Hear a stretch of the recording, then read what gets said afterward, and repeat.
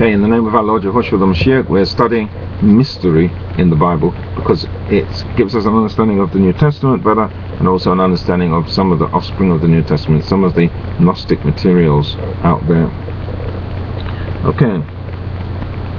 C. We're in Kittel, and we're in volume 4, and we're looking at C. All mysteries promise their volume 4, page 804, 805, and C. And we are in mysteries in the Greek world and Hellenism, the cultic concept of mysteries. All mysteries promise their devotees salvation, soteria, by dispensing of cosmic life. Their deities are chthonic gods, Demeter and Cora, Dionysius, the great gods of Samothrace, Cybele and Attis, Adonis, Isis and Osiris. Their myths and feasts are closely connected with the change of seasons, also with the human life and death. Life and death are not just in their sphere of power, but are their own destiny. In the first instance, in a general sense, these are suffering gods. Their pathe, which are enacted in the cultic drama, embrace sorrow and joy, seeking and finding, conception and birth, death and life, end and beginning. These pathe are not present equally in all the mysteries, but it is true of all mystery gods that in their mythical personal destiny, the living forces of periodically perishing and returning nature hold sway. The gods are involved in change, but they do not succumb to it. In their own destiny, which unites natural occurrence and human experience, they dispose of the powers of which life are not available to man, but which are necessary for protection here and eternal bliss hereafter. The holy mystery of the rites is this sanctified union between the suffering deity and the devotees, who in the mysteries acquire a share in the destiny of the god, and hence in the divine power of life.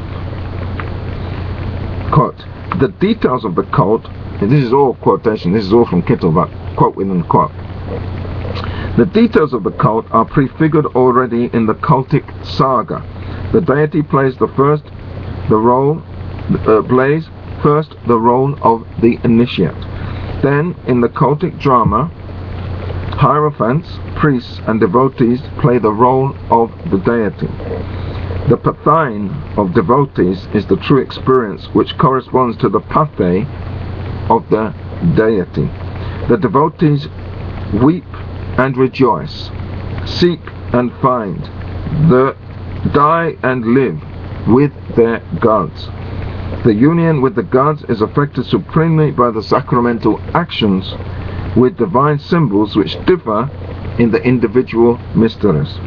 Thus we find sacred meals and weddings, fertility and birthrights, baptisms, investitures with sacred garments, rites of death and resurrection, all cultically symbolized journeys to Hades and heaven. The traditions which speak of the decisive sacramental rites are so fragmentary and elusive that in many cases we can hardly make conjectures. So that means that in many cases we can hardly make conjectures, let alone definite statements.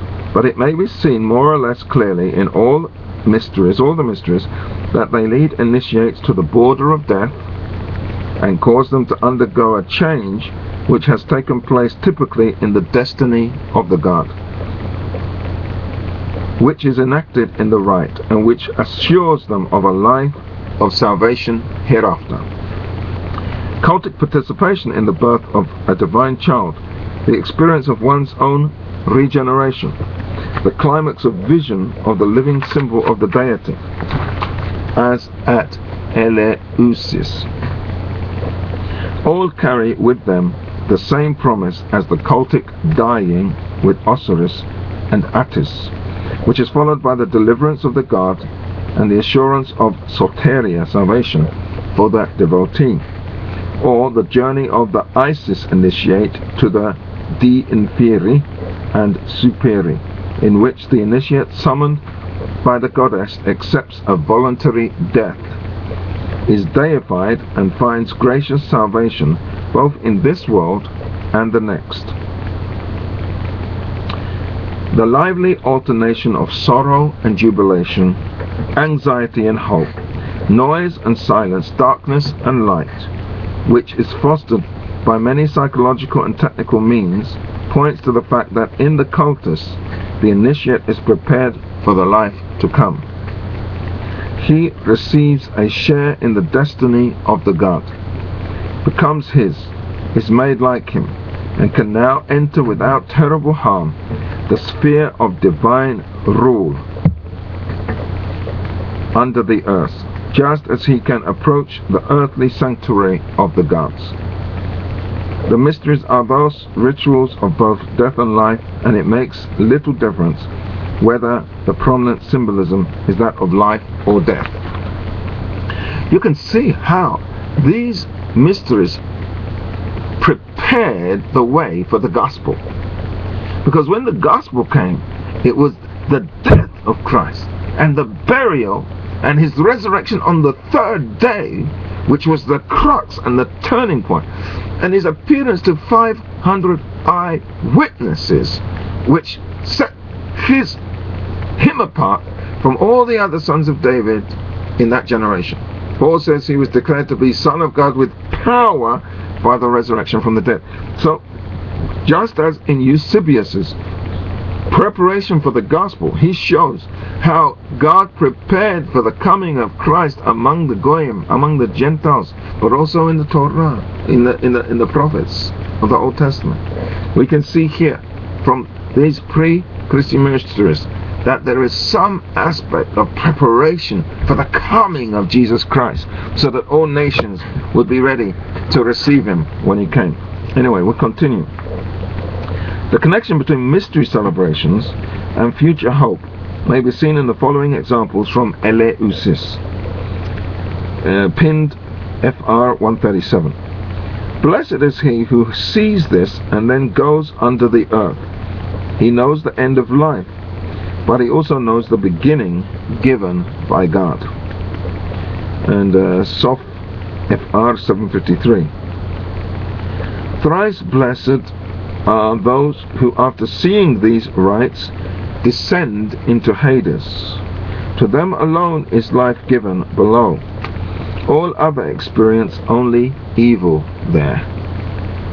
The difference between initiates and the uninitiated may be seen in the final benediction of the hymn to Demeter, Hom Hymn CER 480, that the devotees of Dionysius hope in Hades to remain in the blessed following of their frenzied god may be seen from depictions and symbols on their monuments.